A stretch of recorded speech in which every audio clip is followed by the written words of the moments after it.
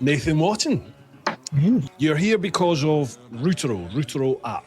When you go on the map straight away, you just see activity, you see hotspots, you see where it's popular, you see where people are going to. I can see this cafe's been recommended by so many people, or I can go to a viewpoint that's been recommended by another rider because I know I can get my bike to that location as well. It's a real handy little app where you can just don't really know where I fancy going today or what I fancy doing, but almost like roll the dice and it just pops something up. How did you become a stuntman? What turned you down that path?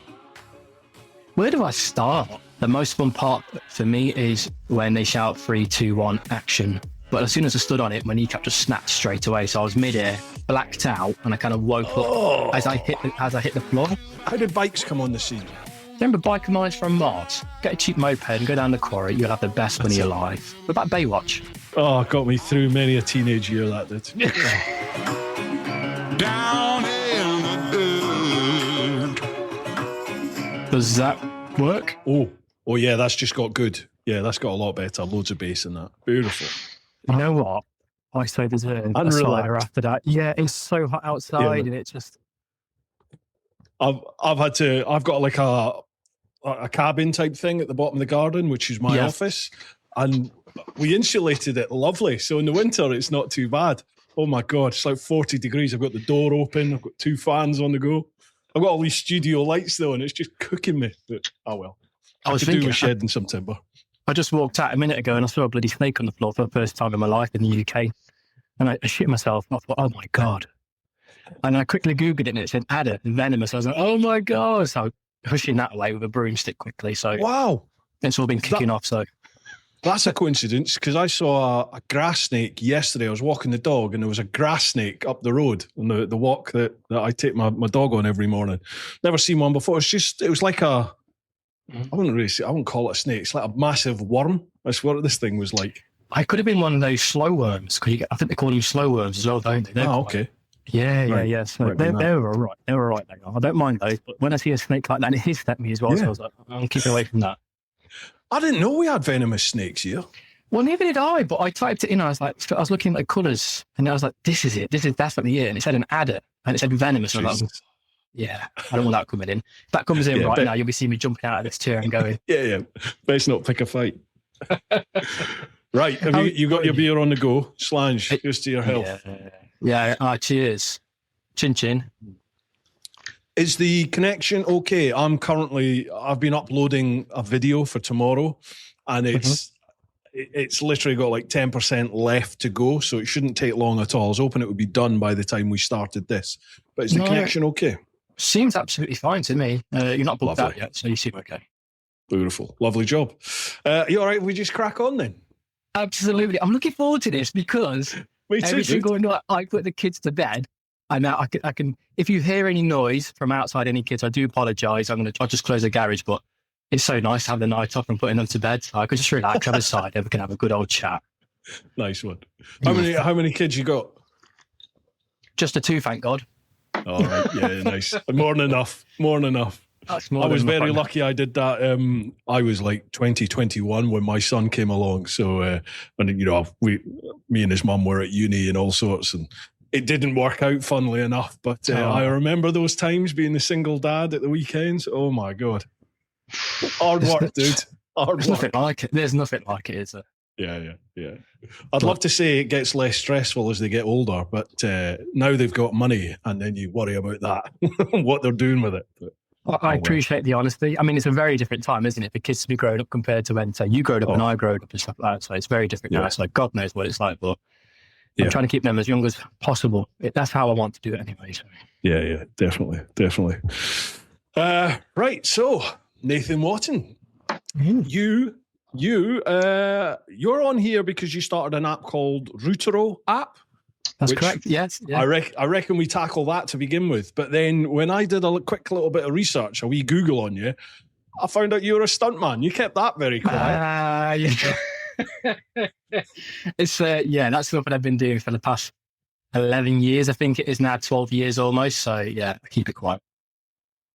Listen, we'll spend most of this chat talking about the app, obviously, and how you got into that and what it's all about. But I can't let that go. how did you become a stuntman? What turned you down that path?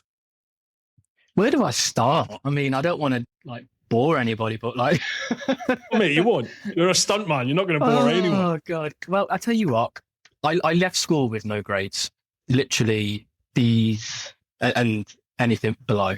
I just didn't pay any attention in school. I just didn't have the time or the patience for it, unfortunately. But yeah, as a kid, I was very much into my sports. And I remember I used to be sat down on a sofa with my granddad and we used to watch, I think it was called The Unknown Stuntman, an old show. And I remember just a truck in the montage at the start, the opening scene, just flying through the air. And then, you know, all these gunfights he's getting into and all these fights are going, this is so cool. And then Jackie Chan gets more popular. Get into my Bruce Lee, get into my Mortal Kombat. I was huge into my games when I was younger, Street Fighter, all of it. And then when I left school, I was like, I've got to do something because I'm just going from job to job to job. I'd go spend 1 week in a factory, then another week in a different factory. Yeah. And then I'd be cleaning toilets in Morrison's. Not that there's anything wrong with it, but just the thing I was kind of doing because I had no grades or GCSEs. And then I did all my martial arts and stuff in the meantime because I always did martial arts as a kid. I always used to compete and stuff and rollerblade and everything. But then I came across a guy called Damien Walters, which some people might know, some people might not know. He was kind of big 10, 15 years ago on the YouTube scene, and he got into stunts, and he was local to me. And I was like, how do I get into this? And he says, well, for you, the best way is to go down the British Stunt Register route, which is basically the governing body of the UK for all professional stunt performers in the UK. Uh-huh. And then once you've got all your qualifications in order to be qualified as a stuntman on this register, then you kind of learn on the job. So that's what I spent my time doing, is gaining my qualifications, like scuba paddy dive master, rock climbing instructor, trampolining, high diving off a 10-meter high board. So all these random qualifications that you have to get. And then, then I just go on, and then I just started doing it for like the last 11, 12 years, really. So that's how I got into it, I guess. I just realised when you said The Unknown Stuntman, you're talking about the Fall Guy, aren't you? That's the one. Majors. Yes, I remember that. Yeah. I used to watch that as a kid as well. Yeah, remember that? Yeah. So I should have paused there. I just rambled on for ages, and you had that in the back of your mind. No dramas. So, like, I mean, once you're sort of registered, is that it? You're basically just put in a pot to be approached to go and work, or do you go out and have to hunt for work? A bit of both, really. So when I got back on the register, you kind of had to send your CV out to people, physical copy, hard copy CV out to people's addresses.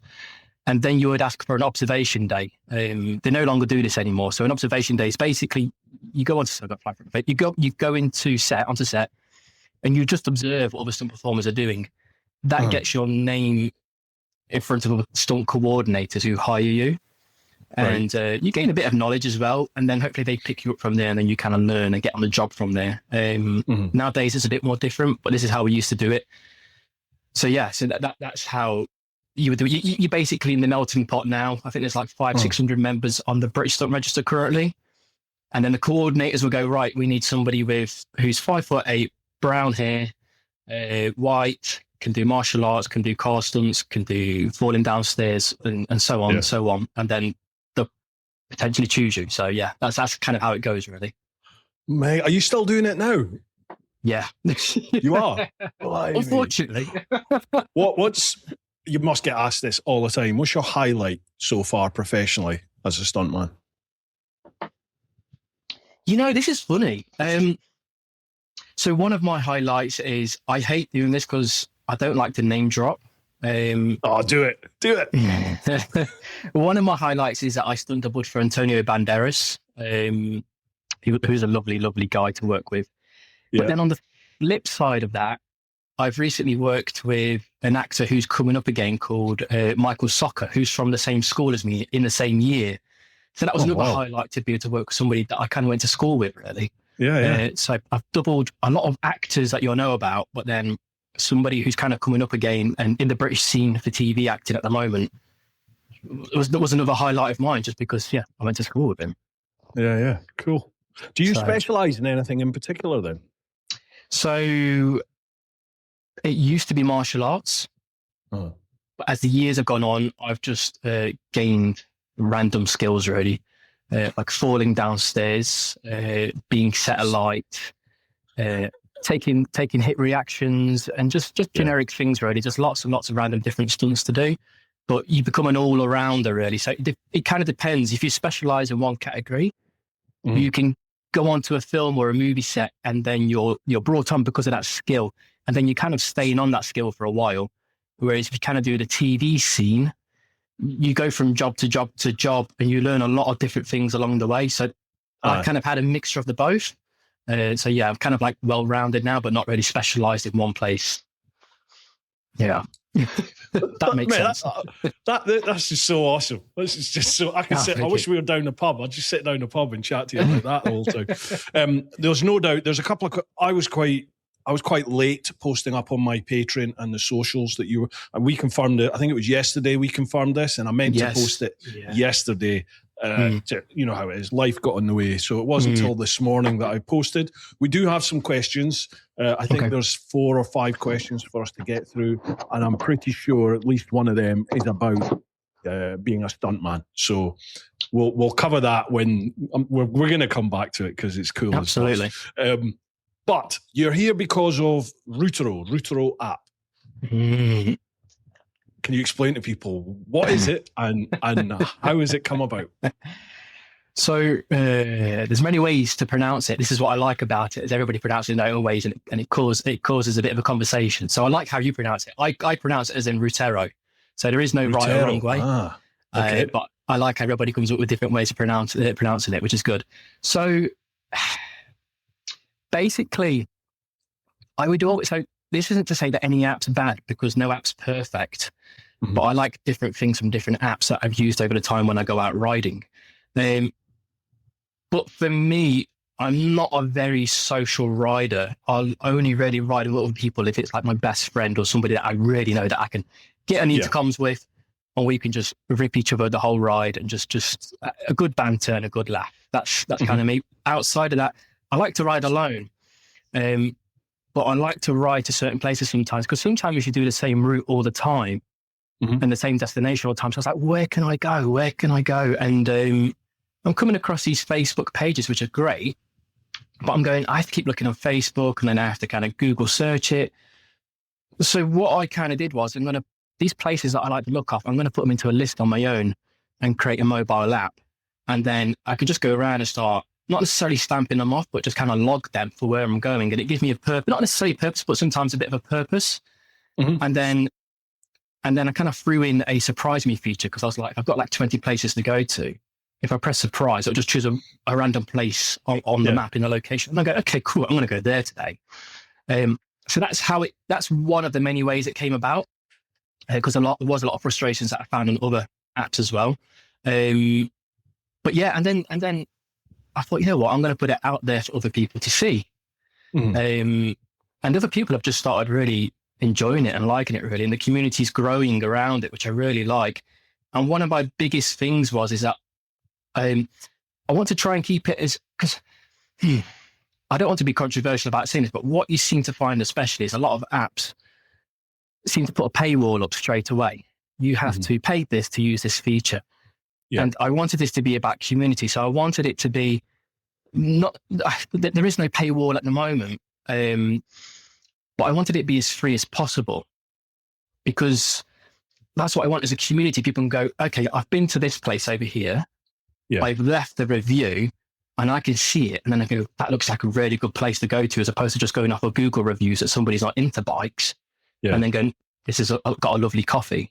So that's kind of why I did that as well, was just so I can get other people's ideas and reviews from it.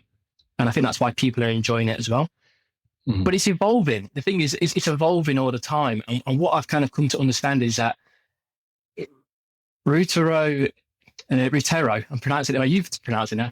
Routero, I want it to be about the community. It's not just an app. And that's kind of something I wanted to kind of say, is that Routero is more than an app. I want it to eventually to become a brand, like a grassroots brand from somebody who's just started up on his own. Hopefully someday other people can come along and help me. But just to grow it to something in the UK that people can trust and go, this has got real community behind it, not just loads of people pumping money into it from a big team, a big development team or something like that. Yeah. So this is the way I'm trying to go with it, but it's all down to the riders and what they say and kind of what they want to do with it as well eventually. So yeah, that's what appealed to me initially. Was like it was. I think the first post I saw about it, it was heavily all about community, and I don't know if you know, but my main Teapot. Sorry, it's my dog. My main TeapotOne channel is sponsored by Kalimoto and has been for years. Yeah. I've used Kalimoto since, almost since they started, sort of 2017. And I've been on at them for years now to sort of incorporate some sort of community feature on that, so that, almost like in my head, it's almost like a Facebook or something for bikers, in that you can search for people and add them as friends and grow your community within an app, and like what you have, leave reviews on routes and cafes and all that sort of stuff, and they just don't seem interested in it at all. And I was thinking to myself, there's a massive hole here for a biking community app. Then I saw yours posted up and it was like, bloody hell, this could be it. So do you do navigation as well with yours? Because I haven't been able to get the navigation to work. No, not navigation necessarily. As in, you mean going in and then the app will navigate its own map system itself? Yeah. Not currently, no, because it's quite expensive. And like I say, I'm just doing it on my own in my free time. And anything that it's costing me, it's all coming out of my own money right now. It is something that I am looking into. But unfortunately, this is somewhere where I've got to, at some point or another, charge like a pro tier version on the app, because if I don't, it's going to cost me more money on the back end, because it's costing me currently as it is to keep running it. But the reason why I'm doing it is because I'm just enjoying seeing people come together and actually using it and getting good use out of it. But the idea is to go down the navigational route, record your rides, and then you can post them in the community for other people to try, recommend, even review. So the big idea of the app, when you kind of log into it, is that when you go on the map straight away, you just see activity, you see hotspots, you see where's popular, you see where people are going to, as opposed to just going on and having a static map. I want you to go on and go, it's happening here, because we know what's happening here. And back to what you just said about Kalimoto not doing the whole community aspect yet. I partly wonder if that's just because it's the UK scene. It might be different in different places. America might be different to that, or Spain, or wherever. So UK is very different in that regard, I think. Yeah, they're German, and the Germans have they've just got a very different attitude towards that sort of thing. They are social, they are community based, but I don't think it's as much of a priority as maybe the British market would like something like that. So they don't see it as a priority. So it's like, no, we just not bother with that. It's unfortunate. It's really frustrating. It's unfortunate, because they're a big company, and they've got all the funds behind themselves. So they could easily implement it, especially with the advancements of AI right now and making things easier to do on mobile apps. It's something they could do, but it's I guess they've got a lot of loopholes to jump through as well if they've got a big team behind them and investors and stuff like that. Absolutely, yeah. They've grown massively over the last few years, for sure. I really like on your app, I really like that random feature, because sometimes you don't really know where you want to go, do you? Or it's like, I fancy trying a different calf. So you can just do calf, surprise me, and it whacks one up somewhere in my kind of area. And then I just have to look for that on Cali, and that works out the route for me, and I just do it that way. But I love it. It's a real handy little app where you can just don't really know where I fancy going today or what I fancy doing, but okay, almost like roll the dice, and it just pops something up. I really appreciate that. Thank you. I do appreciate that. It means a lot to me, because I've spent the last 2 years kind of putting this together, like doing this in my spare time the last 2 years. So it's definitely been a grind, and it's a passion project that's kind of turned more than a passion project now. But yeah, I love that feature as well, because what you can do is you can go to your settings and you can also change it. You can go short, medium, or long distance. So if you press long distance as your settings, and then you press a surprise me feature, it'll take you to 100 miles plus somewhere else. Ooh. Yeah, or you can go short, or you can go medium. So you can tailor it to your own whatever you want for that day as well. Oh, nice. And also, if you go into the create a route feature on the app, I don't know if you tried it, but when you're creating a route, you can go, oh, I don't know where I want to go, but I want to create a route. So I kind of want to go to this location. So I'll click viewpoints. Like, I want to go to that viewpoint there. If there's a viewpoint near that somebody's posted up, I click on that route's there. And then you go, oh, but I want to go to a cafe. What shall I go to? Then you can press a surprise me feature on the cafe tab, and it will just choose a random cafe for you. And then it will put that as another place to go to next on the map. Oh, does it? Oh, I didn't realize that. Yeah, so you can customize it as a surprise me feature as well when you're creating your route. And then you can export it out. It might work on, it should work on Calimoto if you've got Calimoto downloaded, but it works on other apps as well. So yeah, that's the way you can do it. To generate the route, I tried. I did the thing where I found a calf that I wanted to go to, and then with the route, and then you can export it, can't you? And Calimoto came up as an option, but when I clicked it, it just said I can't invalid or something. It's a bit of a shame, it just wouldn't let me do it. I will check that out tonight then, because it was working previously. What may be happening is that sometimes these apps are constantly evolving and changing and updating their own system. So it might just be that they've changed it from the back end that I have to just tap into again, really. Gotcha. So yeah, there's a lot to keep on top of, and a lot to do. Okay, so obviously you're a biker. We'll get into that. But you've built this app. I mean, how? Have you always been a coder? You know, like, is it something that just popped into your head and you're like, I fancy creating an app here. Okay, how'd you do that? And you taught yourself, or is this something that you've been doing for a long time? No, it was all self-taught 2 years ago. So I think we just had my first child, my first son, called Noah, and I had a bit of time at home because, I was staying off and not going to work just to help out and stuff. And I was like, I've always wanted to build the mobile app. And obviously I did it for myself to begin with. And then that's where it just started, really, just building it for myself. And then I thought I'd take it out to the market as well and let other people try it. So that's how it kind of came about. But back then it was harder to learn to code. Now with the advancements of AI, it makes it a lot easier for things to be done. But yeah, I picked up my laptop. Spent 2 weeks trying to download the software to begin with. And then I went to Fiverr, which you're probably aware of. And I tried to get some help online from somebody from India, I think it was. I think I spent 60, 70 quid, spent an hour on the laptop. They had control of my laptop for an hour. I was like, oh my God, what's going on here? This is dangerous. Yeah. Bang goes the bank account. There goes my money. Spent an hour on the laptop, and I just got rinsed for 60, 70 quid because it did nothing. I was like, oh, I can't help you. I'm like, a waste of fucking time. Like, it was so frustrating. Yeah. I was like, I'm not giving up. I'm going to just try and do this. I just want to just try and do it for myself because I need something to do. And that's where it all just kind of came from, really. And then every night I put my kids to bed, 7, 8 o'clock at night. I'm up till 2, 3 o'clock in the morning, just coding away now. So, jeez.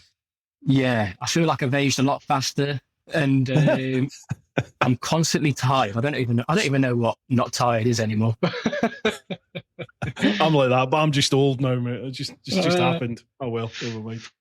Do you have a design background? The reason I'm asking is like your corp ID and the logo and everything like that, the colours, just the branding for the app is lovely. It's really nice. It really pops out and stands out. Thank you. I really appreciate it. That's a very nice compliment, actually.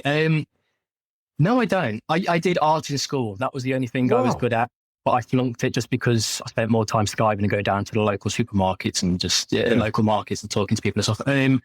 But I did art in school. I was quite good at art, dare I say. I was quite artistic. I spent a lot of time with my dad when I was younger, just drawing pictures all the time and just doing a lot of stuff like that.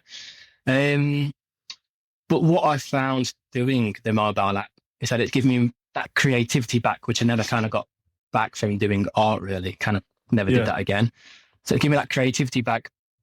But one of the biggest things that I always make sure of is to make it user-friendly, just very, very easy to navigate. I don't want tabs here, there, and everywhere.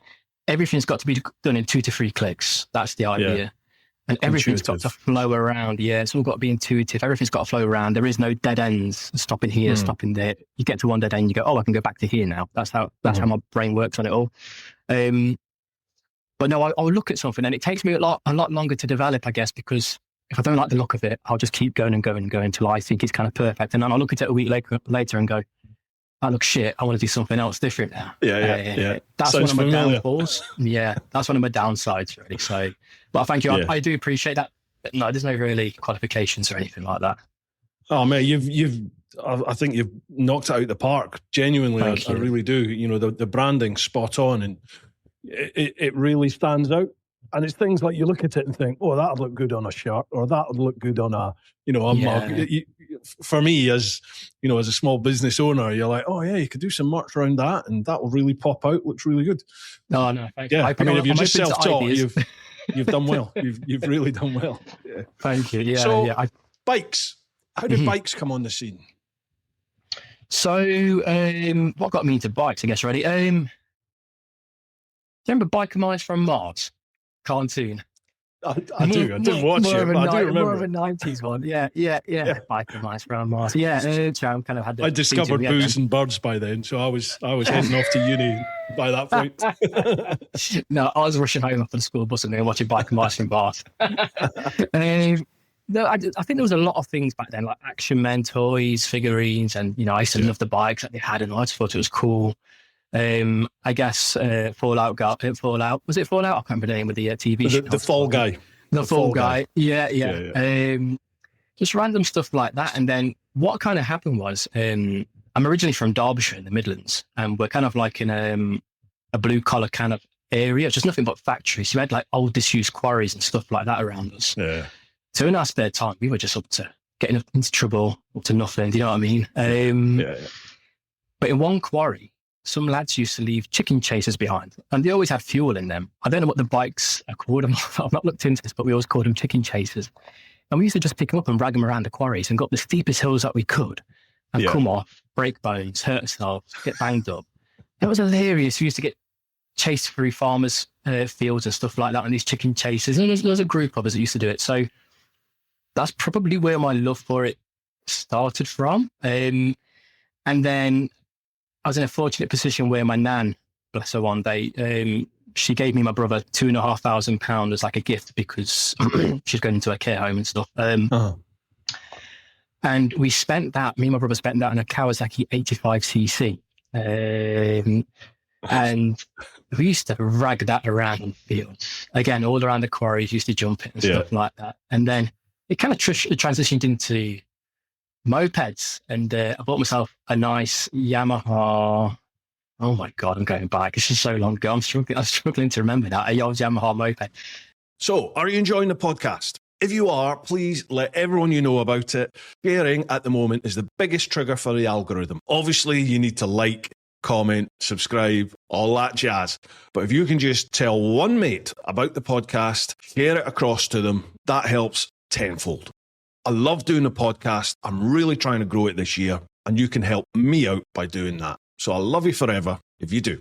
Whilst I'm on the topic of support, folks, the only reason I can do the podcast and the YouTube channel and everything like that full time is because of my Patreon. In the clan itself, we do meetups, we do live streams. You'll get early access to the vids. You get first choice on the questions on this podcast. And you'll also get exclusive early access to my chicken strips tours when they're released. If you want to check it out, head to patreon.com/TeapotOne. And if there's anything there that takes your fancy, feel free to support me over on there.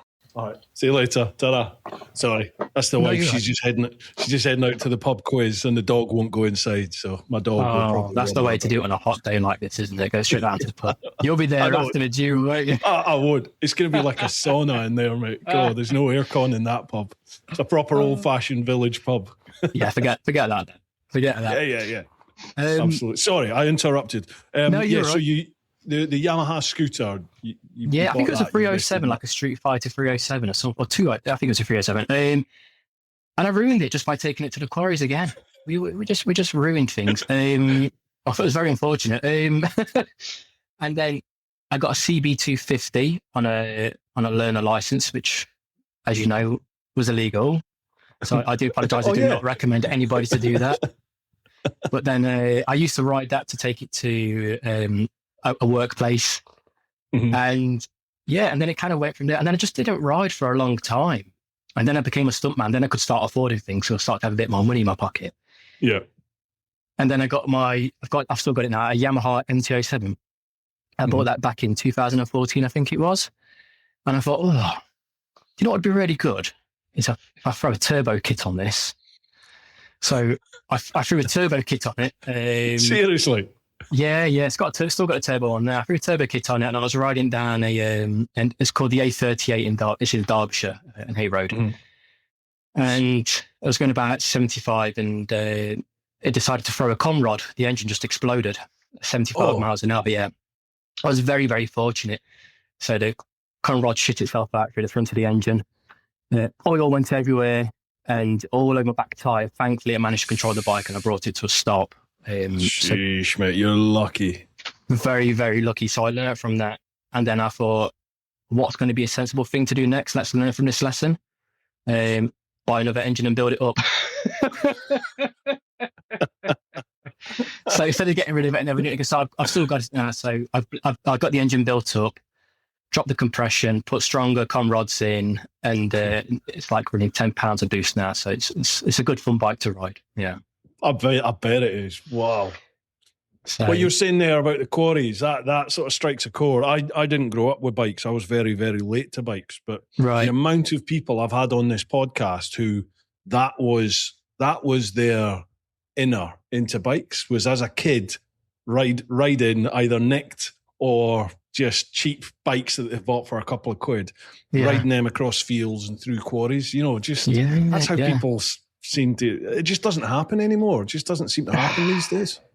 So it's a bit of a shame, isn't it? I could theorize on the reason why. I don't know if it's because I don't know. There's a lot more crackdown on it. Obviously, bike theft is a massive, horrible thing which we need to get sorted out. Really, but I don't know if the police crack down on it a lot more. There's a lot more. I don't know. People monitoring old disused sites and stuff like that. There's a lot more going on now, isn't there? Really. So I think it's harder for kids to do, or it could be due to mobile phones and social media. Like there's a lot. I think that has a big part of it. That's a big factor. Is they're gaming now or just on their phones. They're not out and about the way they used to be. But I wonder if it's maybe something to do with the sort of social stigma that goes along with it. Because certainly I live down in the southeast, and certainly down here, if you see youngsters on bikes and mopeds, the first thing you're thinking is, they're gonna nick my phone or they're gonna jack you off your bike. So it's just got that stigma around it now, I think, and maybe that's not attractive for kids to get into. They don't want to be. Maybe I don't know. Not a kid. I'm a nearly 50-year-old geezer. So. It's hard for us to say, isn't it? Because, like you say, we're not kids anymore, so we're not really in that scene. I think possibly with social media, things are just very different. There's very different trends now. People are just doing different things all the time. And I think when you look at kids now and say electric scooters, I instantly think of them as yobs. Because they've usually got the face covered in balaclavas. Yeah. So to me, I'm going, I think you see them racing down roads that they shouldn't be on, like with live traffic. And you go, this is just stupid. Like, get off in the field and go down the quarry. Get off the field, get a cheap moped and go down the quarry. You'll have the best fun of your life. It was so much fun. Absolutely. I bet it was, yeah. I'm a bit envious of a lot of people that had a childhood with bikes because I just didn't, It was, I remember being 4 or 5 years of age. I've talked about it on this podcast before. My first experience of bikes was my dad. He used to work offshore. And I remember him coming back on leave one time, and one of his mates from the rigs turned up at the house, and he was on, which to me looked like the biggest bike I've ever seen. It was, I think it was a Suzuki Bandit, looking back. But I just remember the day he left, he sort of picked me up and plonked me on the tank of this bike, and he rode round the house on it. And I just remember thinking, this is the fucking coolest thing I've ever ever experienced. But my mum and dad were just, no, you're not having a motorbike. And that was that. So it just didn't happen until I think I was 32 by the time I actually did my direct access. And then And then for me, it was, it lit a fire and my life changed basically from there on. But I think it's just so much fun to ride a bike, isn't it? It's like, it's just the freedom of it. Yeah. It's when the wind's hitting your chest and you get all the surround sounds, and it's just, you hear the birds. You just hear a lot of things going on. You just don't get the same as what it is when it's driving a car, really. Absolutely. It's that total freedom, because it doesn't matter if there's traffic. You can just filter, or you can just, in a car, you might not want to go down all the backcountry lanes, but on a bike, you don't care how long it takes, because just let me keep moving. I'm enjoying myself. Absolutely. And there's something nice about filtering traffic as well, It's just, well, sometimes I don't get frustrated, but I go, I just don't want to be sat in this traffic right now in my car. So when it comes to a bike, you just go, this is great. I can just get past this. It gives me a sense of relief when I go, finally, I can get past this traffic. I used to work in central London, so I used to commute in and out of central London every day, almost 7 days a week. And it almost became like a challenge every day, like filtering. It was because not only have you got all the cars and everything, you've got other bikes, you've got mopeds, you've got cyclists. Then eventually you had those e-scooters that were doing like 40 mile an hour. Yeah. So it was like a dogfight going down like the Old Kent Road into London. It was nuts. I don't think I could do it, but I'd be so stressed. Just so much going on. I wasn't. Like it was a de-stressor for me, genuinely. Really? Yeah. But then in my last couple of years of working uptown, I ended up getting knocked off. Like, I think I got knocked off 3 or 4 times in the last couple of years. And I think that was probably just me. I did a lot of hours. I worked like 7 days a week at that point. Yeah. And I think looking back, I was probably tired, so the reflexes weren't there. I think you just get a bit complacent, don't you? If you're doing the same route all the time and you're getting away with a style of riding, eventually, as I found out. A style of riding. Well, your riding becomes quite, it's not even I wouldn't even say it's defensive, it's offensive. You're going for that gap, and you ride with purpose to sort of dominate the road and let cars know you're there. And you just need some idiot, as I found out, to pull out. It's a shame. Did you ever get a bad injury from being knocked off on these occasions? Oh yeah. The last one was I got T-boned. A nurse, actually, in New Cross. She pulled out a side road as I was coming home from night duty, and I remember she looked straight at me. She came to the junction, and I remember looking, and I looked straight at her, straight in her eyes. She looked straight at me, and then she just pulled out, and I grabbed a fistful of front brake and basically endoed my GS. And that just sent me over the handlebars and a rugby tackled or polo, and I just obliterated my shoulder. Yeah. Wow! How was your shoulder now? It's all right. You've got. I'll get all geeky. You've got like 3 nerves on your. Yeah. Is it nerves or muscles there? Yeah. So I lost 2 of them. I've got 1 left there, but that seems to compensate for I can move my shoulder in full movement now, but it's not. I mean, I don't do weights anymore. I used to way back in the day, so it wouldn't be as strong anymore, no doubt. That's the shame, but at least we still got your arm, though. That's the thing. Like, yeah. There was at one stage, like for about 3 months, I had no movement. I could move the bottom half of my arm, but I had no lateral movement of the top part here. And the doctors were just like, it can take time, so we'll just have to wait. And then eventually said, right, we'll do this nerve test on it. I think they send some sort of electrical pulse down it and see if the nerve's still there. They did that and said, the nerve's still active. And literally the next day, I started getting like a tingle sensation and movement started coming back. I was like, wow, oh, thank God for that. That is so cool. Because not a similar injury, but so you got a tendon that goes from your bottom of your kneecap down to your shin. And it's one of the tendons, what's responsible for extending your basically your shin back up, because your quadricep contracts and then it pulls that kneecap and then pulls the shin up.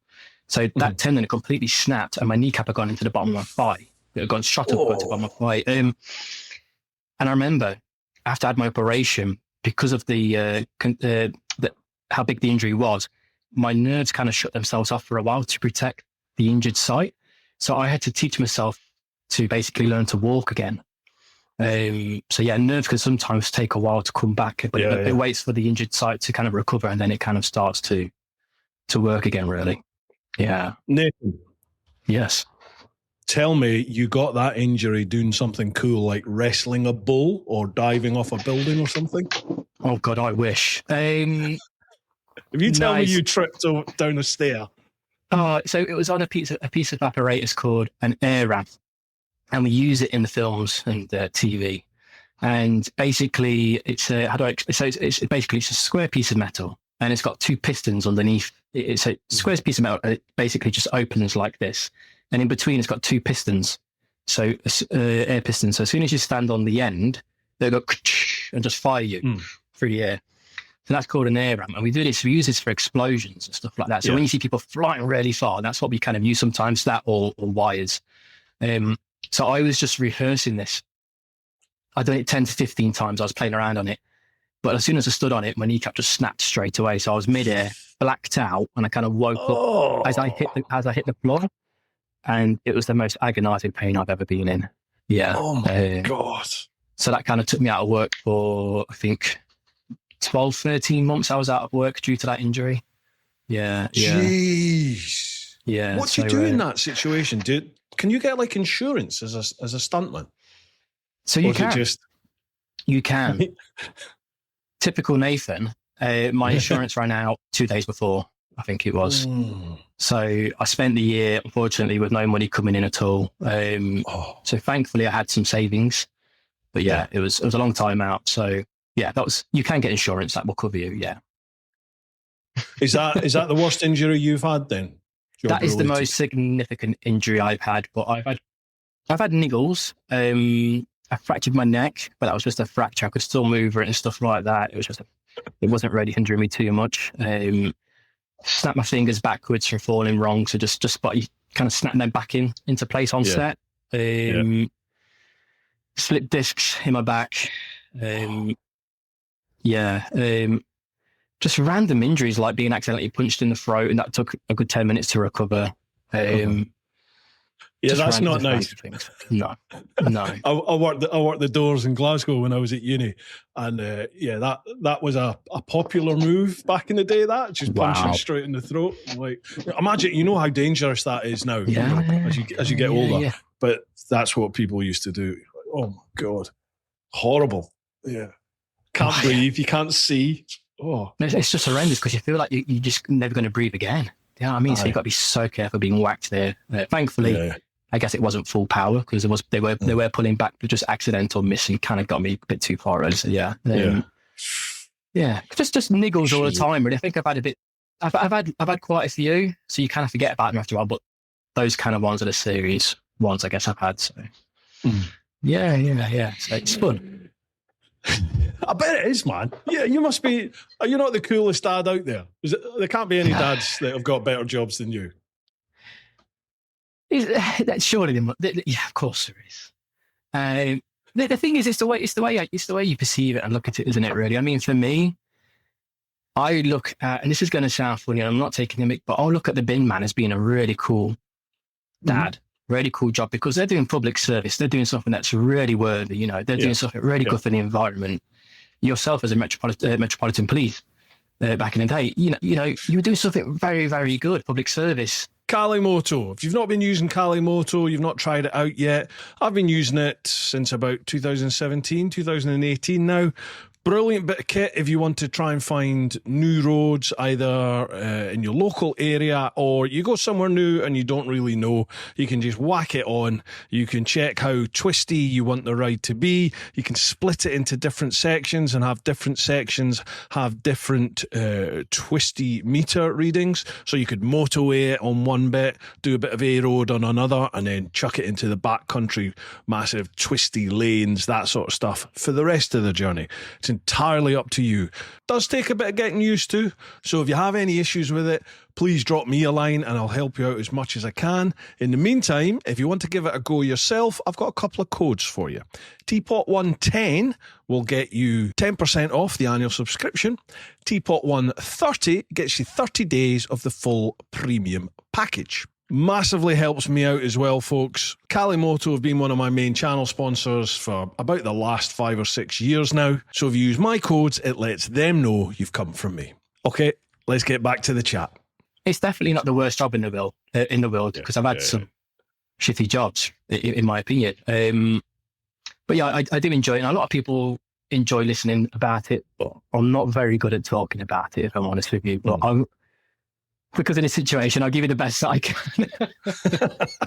Well, we'll come back to it, I'm sure. No problem. How about we tackle some questions then and get our way through some questions? I don't want to take up your whole evening here. No, okay. Right, so first off, we'll go to the clan over on Patreon. So it's patreon.com/TeapotOne. First one, Dave Wattrett. How you doing, Dave? Question for you both. Red or brown sauce on a bacon sandwich? After 12 weeks of touring with Americans, they insist it's red. Savages. It's brown sauce every day. Keep up the good work.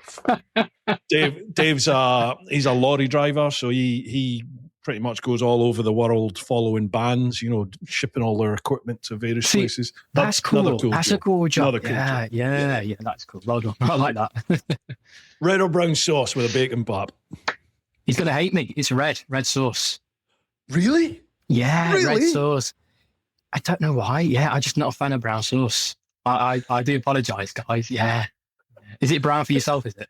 Yeah, it is. I've got to admit, growing up, we didn't do brown sauce, so it was always ketchup.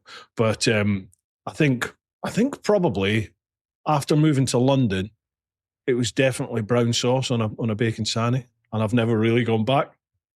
Maybe I should revisit it, because it's been quite a while and my taste buds have possibly changed, so maybe I should revisit this. Yeah.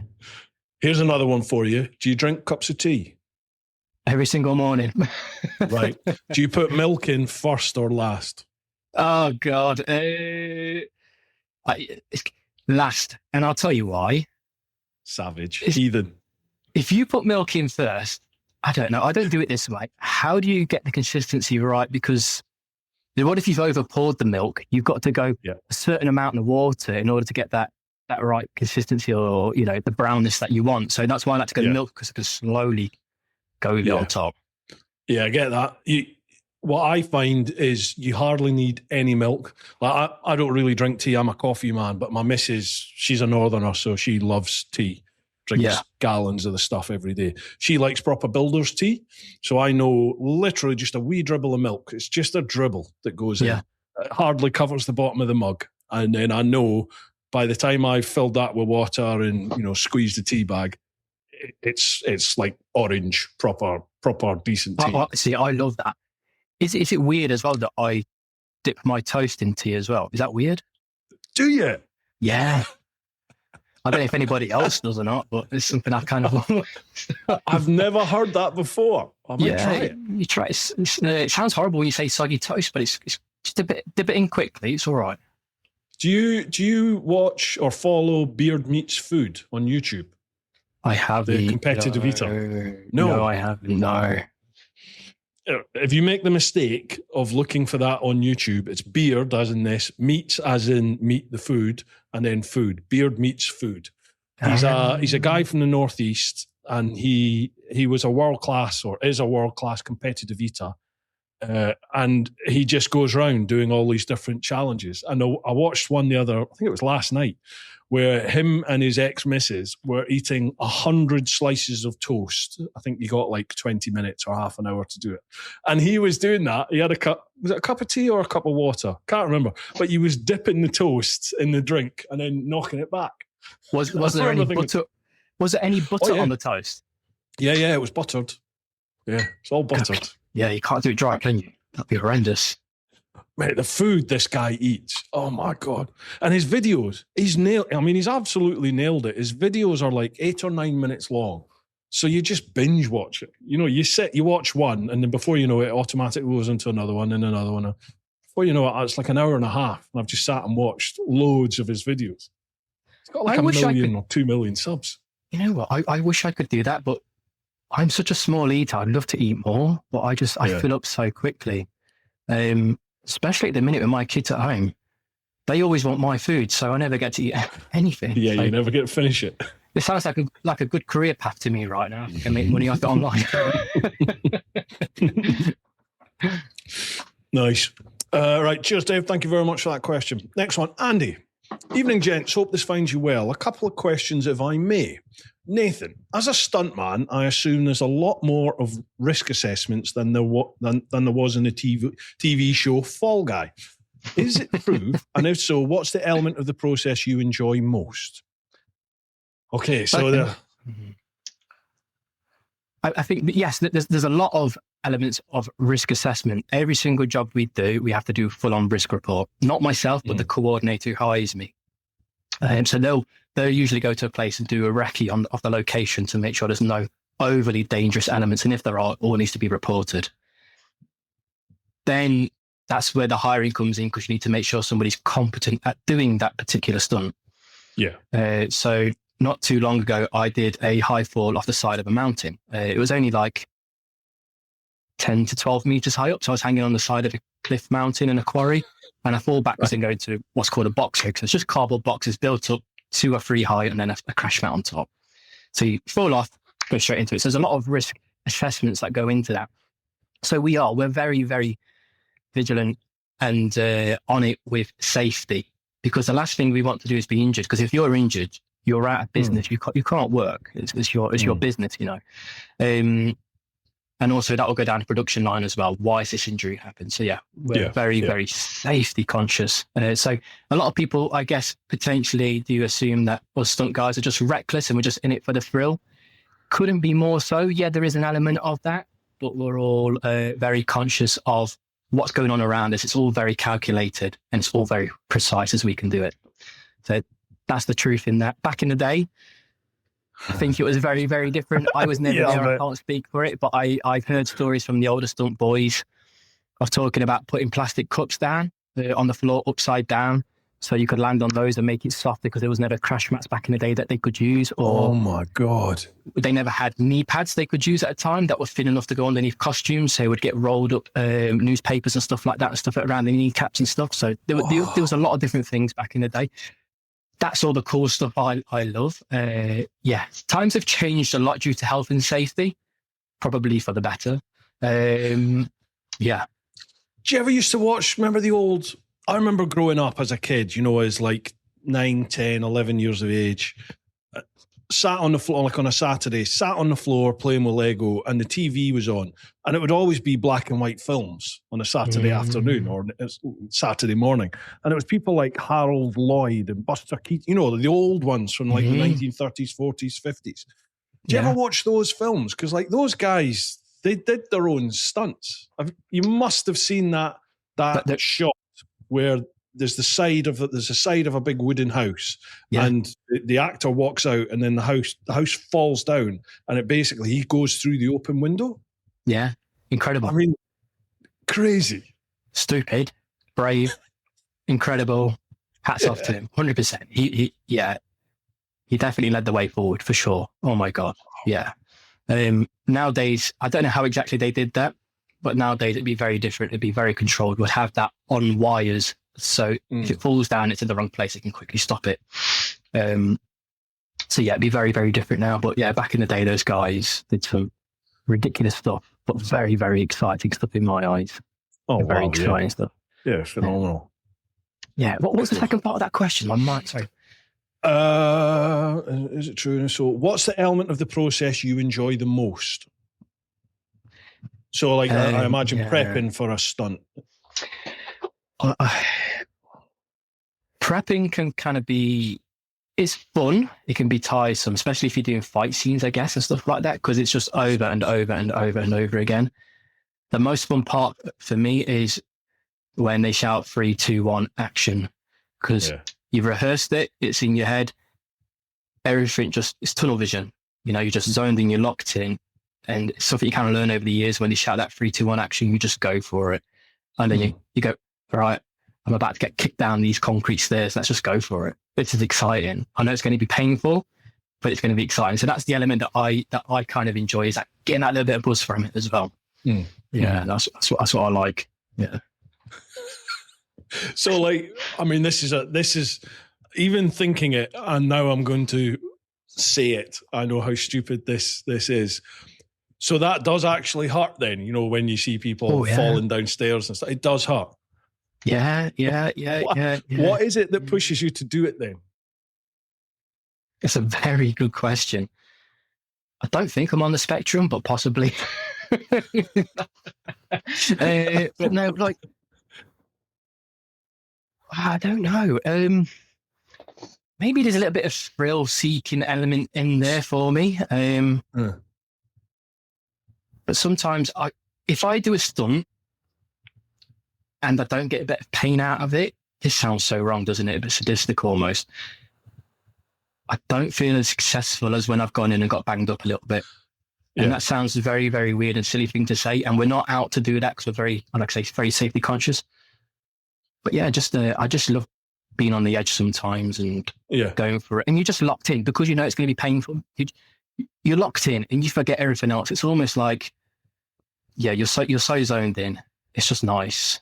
It's a really hard one to explain. Is there an element of not everyone wants or can do this? So does that push you on? The reason I'm asking is that I'm kind of known for my endurance rides. I like to just. I do these around the UK rides, so you do like 48 hours or 3 days, 4 days, whatever it is, and I enjoy doing it. It is painful, it's very uncomfortable, but I enjoy it because not everyone can do it, and I just seem to be I seem to be able to survive on not much sleep at all, and you just push through it, and I like it. You know, it's like I can do this, so I'm going to do it. So I wondered if is there an element of that with you with stunts? I think so. I love all my stunt brothers and sisters. That's what I like to call them. You know, like there's so many of us and we all look out for each other. Maybe there's an element of going, I was hired to do this because the coordinator knows I can do it. And say if it's going to be painful, not everybody likes to take a hard knock. And sometimes you go, I can do this one. I can do this one. That makes me feel good about myself because I can take a hard knock on this occasion if I know I can do it. So I guess it probably is. I've never really looked at it like that, but as reflecting back on it now, talking, I guess there is. It says, I like that. I never thought about that. Yeah, it wasn't something that was the forefront of my mind. It's just basically these podcasts and people always ask, why'd you do it? Why'd you do it? And, you know, when you're sat there for hours and days, you do start wondering. I've sort of pondered it over my head, and I think that's why I like doing that stuff. Is just is it a sense of not everyone can. Is it like a sense of achievement? So, you know, you can look back later on and go, I've done this. I don't know. I think for me personally, I think it's because I'm inherently stubborn. I'm very stubborn. Yeah. And there's a lot of, if someone tells me you can't do that, if someone tells me I can't do something, but I know I can, you know, I think to myself, I think I can do that, then I'm going to make it happen, and I don't care if it hurts or if it's the most illogical thing. In my head, I'm going, no, I'm going to prove to you and me that I can do it, so I'm going to do it. Yeah, I understand. I don't know why, but there's just something that pushes me forward. But I've said this before, like someone can turn around to me and say, I don't think you can do that. If I don't really care about it, then I'm like, fine, no worries. I'm not bothered. It's not going to happen. I've got to do something. I like that though, because I'm very stubborn myself. My partner tells me all the time I'm stubborn, so I try not to be. Well, I like to think it is in life isn't a rehearsal. You only get one chance. So that stubbornness definitely, I think, pays off in some regard, in some sense, because you can prove to yourself and you can prove to others you can do it. And it's a bit of a motivation factor as well sometimes, just to prove other people wrong. So make the most of it. Life is not a rehearsal. Go for it. You've got one shot. No. Yeah, absolutely. Oh, blimey. My beer's toppled. Excuse me. No. You're all right. I'm trying to get my fan to work. It's cooking in here. Is it? Can you hear my fans? I've got 2 fans on the go here. No, I can't. If you can hear mine, let me know, because I've got one blowing right in my face. Fine. No worries. Right, Andy had another question here. Bruce, one for you. Which TV show from your generation did you wish you could have been in? A TV show from my generation. You know, Airwolf. Did you remember Airwolf? you remember seeing that? That rings a I'm bell. probably about 10 Very years cool. older than you, I would think. Yeah. Airwolf was a helicopter. It was like a state-of-the-art helicopter, which, a bit like the A-Team, the government had decided, no, we want this back. So the pilots and the co-pilot of that, they basically nicked it and hid it, and then they would just go out and, be a bit vigilante, crime busting with this helicopter. That sounds really was cool. awesome. I like that, actually. Yeah, that sounds really good. I loved it. And then not long after that, they did Street Hawk. Do you remember Street Hawk? No, I don't remember same that. Sort of thing. Same sort of thing, but it was just a geezer on a black bike. And I remember the bike being cool as fuck. But then I've seen it. You can Google Street Hawk, and it basically looks like a BMX with some cardboard on it, coloured in black. But at the time, I remember looking at it thinking, this thing's cool. But yeah, Airwolf. I liked Airwolf. That would have been cool to be in, right? What kind of character would you have been in that? I'd love to say I would be the pilot, but I'm a 6'3" fat fuck, and I don't think I'd fit in the helicopter. So I would have to be the fueler or something. The fueler. I filled it up with fuel. Yeah, check the tire pressures. I don't know. That's a vital role. It ain't going anywhere without you, then. It is. Yeah. I'm trying to think of other TV shows from my generation. God. I don't know why. Airwolf just jumped straight into my head, so that'll be Baywatch. What about Baywatch? Oh, it got me through many a teenage year, that did. You'd be the guy that Pamela saves. Oh, yeah. Every single episode. Drowning. Running in slow motion to you. Awesome. I think I've got bigger boobs than she does, but never mind. You know what? TV was so much better back then. Sorry, I'm going off. Wasn't it? Yeah, so much better. Oh, yeah. No PC bollocks. It was just exactly what it is. Titillation. Blind Date, Price is Right, Supermarket Sweep. Oh, I could go on. Kickstart. Oh, that's a weird tangent, but Kickstart. Do you remember Kickstart? The young kids riding motorbikes on these assault courses. No, don't. No, see, do you not remember that? No. Oh, I mean, like these kids, they looked like they broke ribs every single episode. Like there was some proper crashes. It looked really painful. But back in the day, it was just get up, get on with it. Come on, off you go. Mm-hmm. But you look back and see it. Like you can YouTube it. Excuse me. Go on YouTube and just have a look at Kickstart. See some of the crashes these kids had. I love that because kids were different back then. They just get up and just crack on with it, wouldn't they? Yeah. Different times. Yeah, different times. Next one here, we've got Rum Powered Biker. How you doing, Dan? Question for Nathan. With all the apps out there, what was the one thing missing that inspired you to build something new? And what are you most proud of in the app? What's a good question? That is a very good question. So, cafes, from what I could find, there was no motorcycle app tailored towards motorcycle cafes recommended by real riders. Mm-hmm. I couldn't find that on any other app. So that's one of the things that I'm proud of adding in, especially now a lot more reviews are coming in and you see photos being tagged to these places. So you can have a good look at these places before you even go in. Mm-hmm. So that's one thing I couldn't find. And also the whole community aspect. Some apps had tried, and not that I've been successful at it, I'm trying as well. But I never found an app that had a very good community aspect to it either. So yeah, that's why I really wanted to, one of the reasons why I really wanted to do this, to fill, not necessarily to just fill that market, because I felt like as a rider, that's what I wanted to see. And because I'm a rider, there's got to be 1,000 more people like me that are thinking the same as well. So yeah, that's one of the things I'm kind of proud of, really. So I probably answered that all in one go. And I guess after you saying the whole design and how it looks and stuff, I'm kind of proud of that as well, because I put a lot of time into that kind of thought and look as well. So yeah. Yeah, nice one. So what in terms of development with the app, do you have like an end point, that the ultimate, this is what you want in the app, or are you just evolving it as you go? And we'll see. It's funny because I would always say, yes, there is an endpoint, but you get halfway, you go, there's a new endpoint, and then there's a new endpoint. Yeah. And that's particularly mainly coming down from riders' feedback. So I always prioritize riders' feedback. There's a point where you can't put everything in that everybody wants, because you have to think about user flow and how it all works.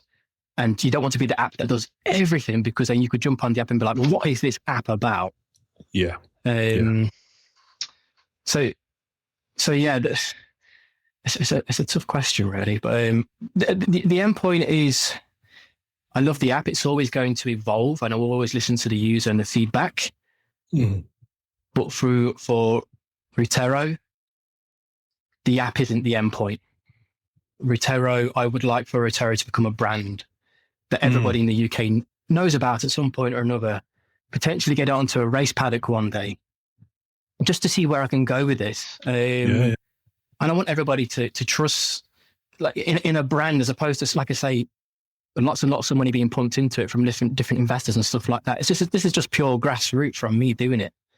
And if it gets to that point where people help me out along the way, I'd love to see that. But that's what I want, is just become a brand, and Routero, the app, is just the start of that. If that, got you. So there's a lot there. I don't want to sound like I'm being wishy-washy and old dreamy, but that's how I feel about it, really. Yeah, mate, I love the vision. It's brilliant, because like, you name it, every big brand that you can think of these days, Apple, Microsoft, McDonald's, every single one of them started with an idea, didn't it? It started with somebody going, okay, this is, and at that point, were they thinking global domination? I don't know. Maybe they were, and that's driven them all the way through. But they're at that point, and it's awesome to see that, you're already thinking about the brand rather than just what you have at the moment. Thank you. Yeah, I'm a bit of a dreamer, dare I say, but sometimes, unless you don't put yourself out there and go too far, you're not going to potentially get there. So I remember I had a lot of people telling me I was never going to become a stuntman, to give up, stop being stupid, go back to work in this place I'm currently in. And I stuck my, basically, middle finger up at them and was like, I'm going to do it. I'm going to prove you wrong. Get my stubborn side out.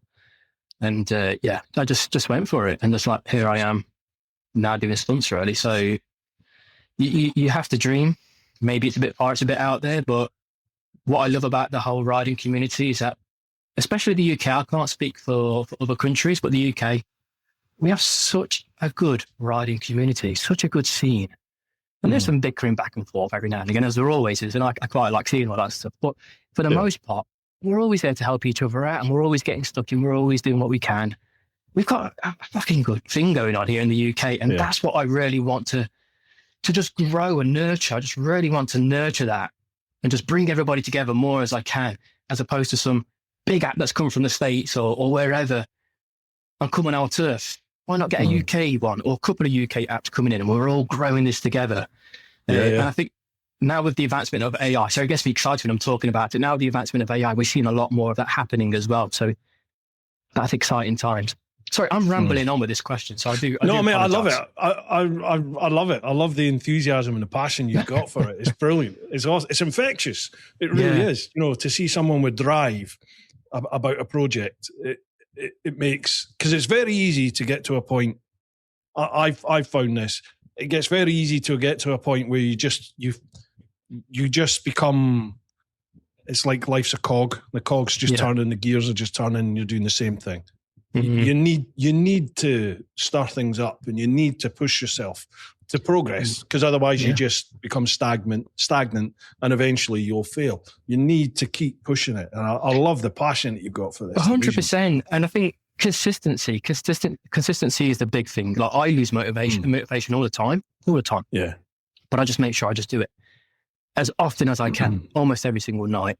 And like you said, with failure, the way I like to think of failure is that there is no such thing as, it's a weird one, there's no such thing as failure, only feedback.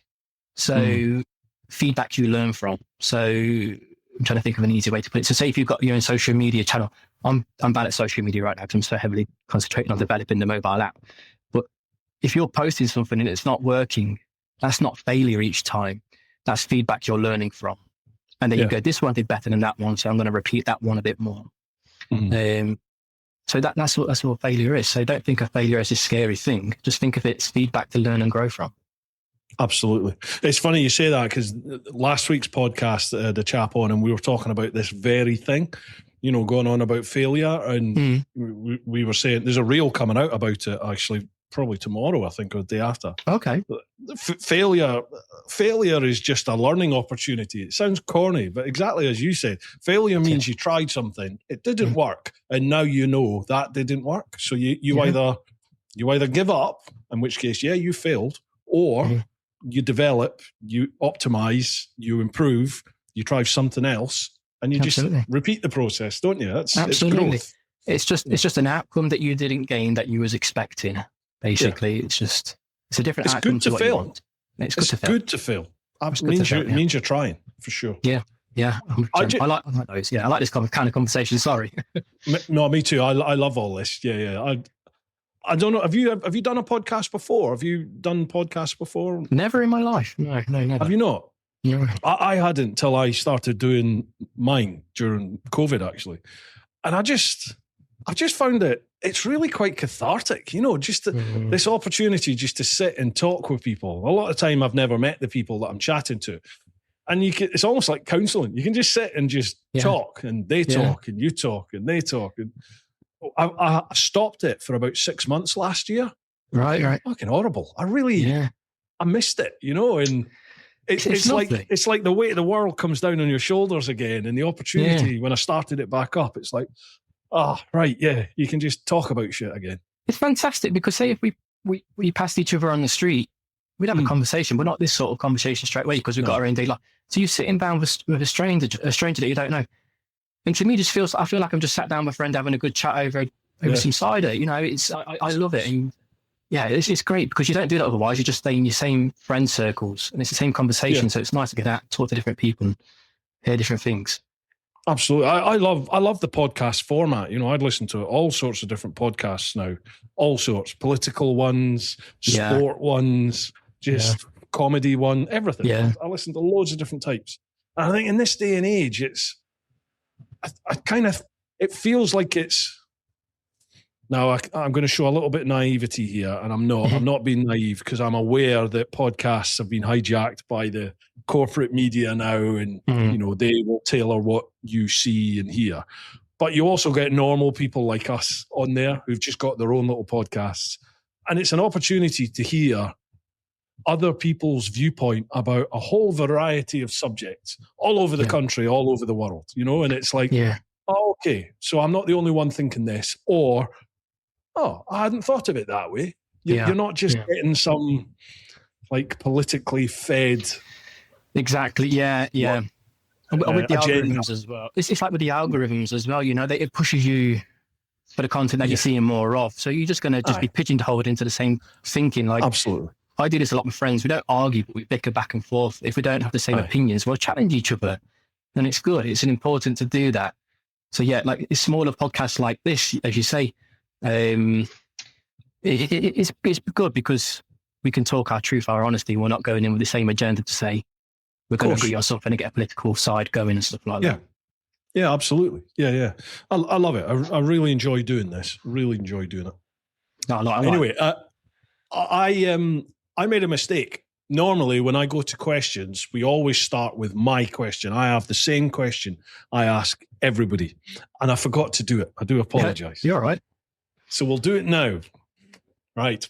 And my question is, I describe Brew Time as a relaxed conversation podcast exploring what it really means to live your life through honest conversations with people who choose more. When you hear that, what does choosing more mean to you? Who choose more? What does more mean to me? What does choosing more mean to you? Such a thought-provoking question. Maybe you're not going to like this answer. I think less is more. It depends on where you're at in life. Sorry, 1 second. It depends on where you're at in life. When you're younger, you want a lot more. As you get older, you start to realize that the simple things is more You know, for me, I live down in the south coast, on the southwest now, just above Devon. And more to me is getting free time to go out, spending my kids at the beach, having a coffee. More isn't going out, getting more money and doing the most extravagant experience in life. Because it's the people you spend it with that you remember the most. You know, I've had some amazing times on set with actors, but the things I remember the most is the good old laughs on set with my friends where we're just crying, belly laughter crying, you know. Yeah. So it's a tricky question, but I don't care about expensive things and stuff like that. I just want to give back. Yeah. I want to make life simple. That's more to me.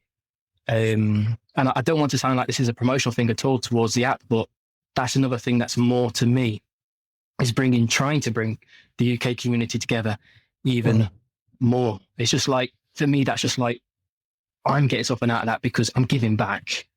So I don't know if that answers the question very well, but that's just how I see that. No, I get it. Yeah. You do though, as you get older, don't you? You do start attaching more weight to, what's the way of, I was going to say you're going to attach more weight to, I can't think of the articulate way of saying it, but more weight to the simpler things. You know, like for me, it was basically, it wasn't immediately after I lost my mum, but I think it was more when I came back after traveling, which was after I lost mum. But I came back and I now attach a lot more weight to family and friends, you know, like deep relationships that I have. I have a lot more, what's the word?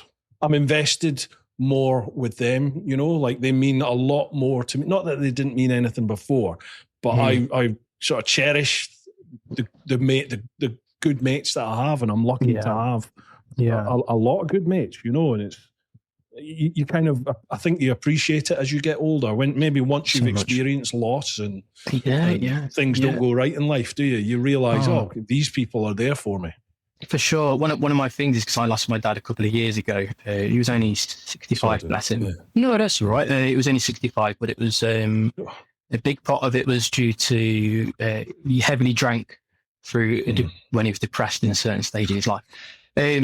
So time went on, he passed away, bless him. But more to me at that time was going out and earning more money so I could help him and buy more things. And one of my goals was to get a mobility scooter, which I never got round to, and stuff like that. And I was kind of attaching things to being more.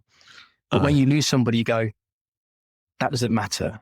What would have mattered more was spending more time with that person, you know? And you don't need to get them anything, just time together. And I remember, sorry if this is going too deep, but I just remember, you know, a couple of nights before he passed away, bless him, he was in the care home. And I remember him just getting up and just walking himself to the toilet, because he's such a stubborn, proud man. And he was like, I'm not being carried out of my bed to go to the toilet. I'm going to walk, even though I'm in agonizing pain. And I remember just walking him, you know, carrying him on my shoulder, walking him to the bathroom down the corridor. It was a terrible care home, and like just really run the mill low one. But I was just like, that is more to me than anything else helping him out in that moment, just sleeping with him throughout that night. So, do you know what I mean? So you do, I think, as you have loss and you get older, you learn these things more, don't you, really? Yeah, absolutely. It's weird, isn't it? I look back, and the only thing, if I could have one thing in life, it would be just to have, you know, one more conversation with my mum. Yeah. I look back and think, I knew, well, I didn't know my mum was passing away from cancer until right near the end. You know, she'd gone into respite care by that point, and I still in my head was like, it's all right, she'll get over it. She got over it before, and you're like, she'll be all right. She'll get out. But obviously she didn't, and you get told in the respite, no, this is it. You're looking a week or two maybe now. And for me now, I look back and I think all those times when I worked a lot in the old bill. I was an overtime bandit, so I just worked constantly. Right. And all those times I look back and think my mum was living in the flat with me in her last year. and I was just going to work, and you just think, why weren't you spending time at home with them, you know? And I always say I've had mates that have gone through similar things now, sadly, and I always say to them, like, just spend as much time as you can with the people. Cherish that 100%. time. You don't get it back, do you? Money can't buy it at all. No. So. No. No. Yeah, I like that. That's a good conversation. I like it. Well, sadly, it's something which I think everyone really is going to have to face. Well, most people are going to have to face that at some point in life, aren't they? Is the loss of parents or a loved one. It's life. C'est la vie. It's inevitable, yeah. Right, okay, we'll head across to Instagram. I think we've got we've got one question here over at Instagram, and that is Adam Jacob 9. Question for you both. We all know apps like Routero and Kalimoto are making it easier to find great roads. Do you think modern technology is improving motorcycling, or are we losing some of the adventure that came from just getting lost? Slansha. Interesting. It's a very interesting one, isn't it? That's a very good question. I like that.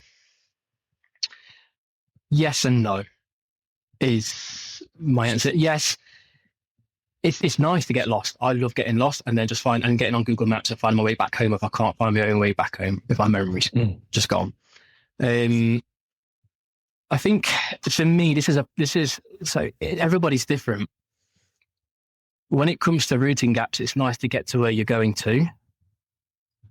But then if you've just got your phone on your bike, if you've got a goal and you're getting there, fine. But if you just want to go out for a toddle about on the day, just go and get lost. If you've got your phone on your bike, maybe it distracts from you taking in all the senses and taking everything in around you. But then I think sometimes, like on my app in particular, say my app, you can find places to go to that other people have recommended. And that's what I like about it so far myself. Like, I actually genuinely like that. I can see this cafe's been recommended by so many people, or I can go to a viewpoint that's been recommended by another rider because I know I can get my bike to that location as well. Then I'll just navigate there, and then I'll just turn my navigation off and come back home on my own. When it comes to like a big route going somewhere, like say if you do a tour to Switzerland, which I did a couple of years ago, the navigation can help most of the time. But if you just turn it off, it's fine. You get a good idea where you're going, and you can turn it back on again. Yeah. But I think deeper down on that is that we're all getting so used to our mobile phones as it is. So we're also addicted to them, I guess. So it's kind of hard to turn them off anyway. So, yeah. And the other side of it is, that technology is there to utilize and provide help if you choose it, but you could always just not bother. Yeah. Back in the day, I used to head across into Europe with literally the tank bag and a map shoved in it, and you'd have a bit of paper with some lines of junction, whatever it is, this road name, that road name, get to this town, turn left, that sort of stuff. And you could navigate across Europe doing that. There's no reason why you can't still do that if you want. This technology from my experience, it makes it a lot more efficient, as in there's apps there to get you there the quickest. There's apps there like Kalimoto, which can send you on a nice scenic route.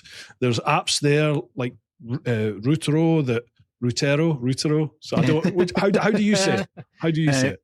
Routero, right. So there's apps like Routero, which if you're not really sure where you want to go, you can use that and find the CAF, the viewpoint, somewhere that's been recommended by a community. There's all sorts of different things out there, and use them if you want to use them. Don't use them if you don't want to use them. But they definitely make life easier, for sure. I think there's a thing as well. Yeah, 100% easier. I never did it with maps on the bike, but I'd imagine if you've got a map, you're constantly keeping in the forefront of your mind the next junction you got to get off at, or the name of the place you got to go to, right? It's weird. It's weird though. You just, it's like when you were when I was a kid, there were no mobile phones. So you just knew people's phone numbers. Do you know what I mean? Like, you just memorized everyone's phone number. I don't even know my wife's phone number, you know, and I've been with a woman for 16 years. I don't know her phone number at all. I don't know anyone's mobile number other than my own. I'm reasonably confident I know what mine is. But, and with the maps, it was weird. You just, I love maps. I love maps. I have them up on the wall. It's great. But I don't know. You could just look at a map and sort of visualize it, and you'd scan and take in place names along the way and maybe road numbers, junctions, that sort of stuff. And you just sort of, I could just get on the bike and ride. And as long as I saw the place names, I'd be like, okay, I remember what that is. You know, I remember that on the map. I can visualize it. It seemed to work. And it was only like once I would always pick somewhere on the map and go, right, when I get to this point, I'm going to stop and have another look at the map. And then when I get to that point, I'll stop and have another look at the map. And it just worked. And sometimes you get lost, but it's a bit like using, you know, it's like using the apps. You get lost, fine. You end up down another place. You might find that calf that you've never been to before. You might find the viewpoint you've never been to before. And, okay. Remember this for next time. Lovely job. It's different, just different styles of riding, isn't it? I guess. I mean, I love getting lost, and I love going to a place that's recommended by others as well. Yeah. But so when the person, isn't it? When on Routero, when you go, if you say I go on the app, if I find a calf I like the look of, if I leave like a review on it, is it a hot map? So when I open it up, will it show me you've been here, you've been here, you've been there? Yeah, so there's a stamping system on it. So you can go in and you stamp as visited. I haven't done that.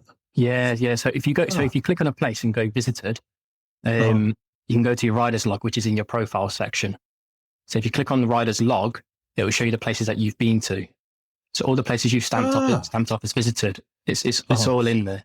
So if you want to do the bike and brew event or the Dave's Day passport as well, the different locations that you have going around, you can stamp those off, and it's all in the ride log as well. So you can see all that, and you can manage it all from there. If you stamp something off accidentally, you just click back onto it and just unstamp it as visited. Yeah. Oh, okay. Yeah. Cool. Because that's an aspect of what I use Cali from a navigation.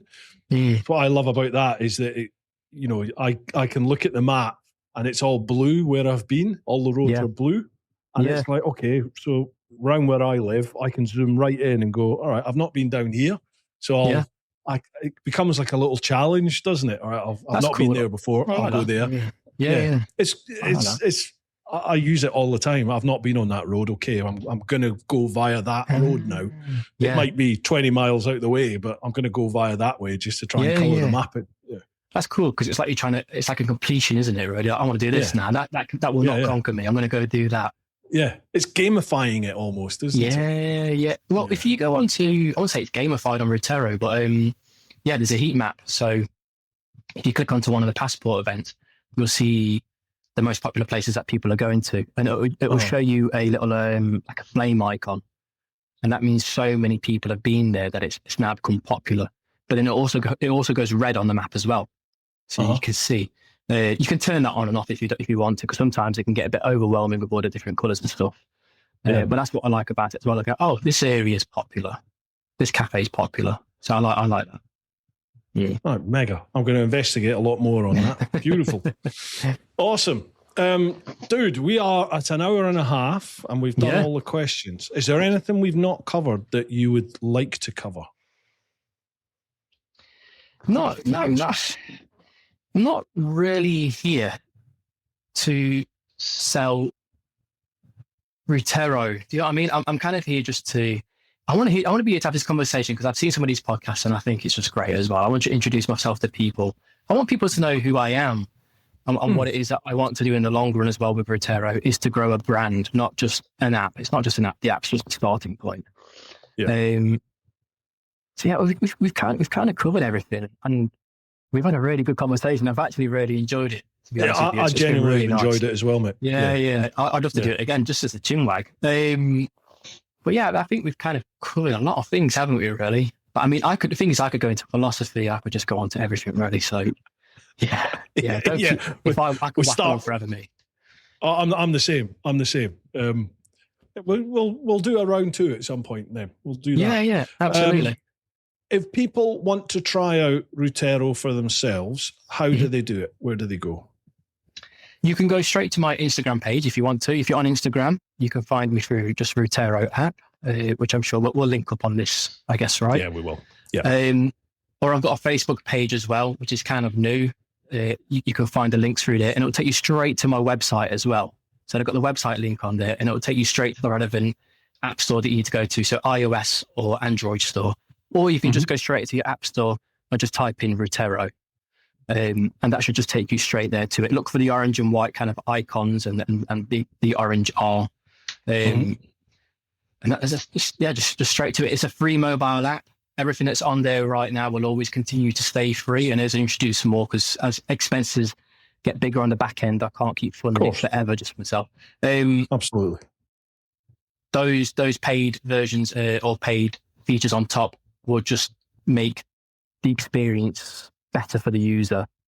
I'm not going to put a paywall on everything that's currently there. So everything that's already there now, it is currently free. And we've got loads more coming as well. I've got loads more ideas. I'm kind of excited to get through them. It's like I say, I'm just very deliberate on the user design and the user flow. So I like to take my time a bit as well. So I'm kind of excited to get through it and get there. And I just want to create I try not to swear, but a bloody good app that everybody loves, and the whole community can go, yeah, this is great. This is really good. And what I've got coming next actually is a free cycle section. So one of the users recommended is, I thought, bloody hell, that's a good idea. Let's do that. So the free cycle section is anything that you've got that's old gear and you want to give it away for free, you can post that in there. So if you want to give away an old pair of gloves or an old jacket, something you no longer want, somebody else can have that off you for free, so long as you can sort out the covering expenses of postage or if they're local to you. Yeah. But one of the things that I'm making sure of is that, because I hate, everybody hates it, motorcycle theft. So I'm heavily developing right now on user privacy. So if you go in and you post your motorcycle jacket that you want to give away to somebody else, that person will not be able to see who you are until you decide that you want to show your identity. And then you can also vet that person as well that's interested. You can see them based on their user ratings, because I've got like a trust rating going on now as well on the next update. Great idea. So depending on what they do, I'm not going to give everything away because it's kind of my own little things going on. No. But you'll see their trust rating. So I'm heavily on trust. So that's another thing I want to do. It helps the community out. People can give things back and forth and stuff like that. So I'm excited about that one to get on there as well. Awesome. Yeah. Folks, you're listening, if you're watching, please check it out. Routero. There'll be all links down below in the description. Check it out and contribute as well. It's a real community-based app. We all have our favourite cafes. We've all got our favourite sort of places we like to go on the bike, viewpoints, all that thing. Contribute. Chuck it in there and help grow the app. You're getting in right at the... Not quite grassroots, but this is the early days of it, and you can have quite a significant impact on the app itself. So 100%. I always listen to people. Always message me if something's not quite right, or you go, this would work better. I'm always listening. I'm always open for conversation, and a lot of people have seen that already. I just love talking to people and getting to the bottom of things and just making it better for the user. That's what it's about. Yeah. Awesome, dude. Love it. Love it. I wish you the very best, and however I can help, mate, please just say. I'll do whatever I can. I love it. And genuinely, I've actually really enjoyed this podcast and talking with you. It's been a good laugh. I'm sure we'll do another one again sometime. Even hopefully I can meet you in person someday, because I think we'll have a right good laugh at a pint somewhere like that. Let's do it. Let's do it. Yeah, I'm looking forward to it. We'll do it. We'll make it happen. Yes. Yeah. All right, man. It's been an absolute pleasure. Really enjoyed it. Folks, hope you've enjoyed this one. If you have, make sure you smash that like button, the subscribe button, follow on the podcast audio platforms, and please tell your mates, right? Share it with your mates, send them the link, do whatever you do. Let's try and keep Brewtime growing. All right. Hope you've enjoyed this one, folks. keep doing your thing. Look after those that you love. Get on out there whenever you can. But most importantly, live your life. Woo-ha! I like that.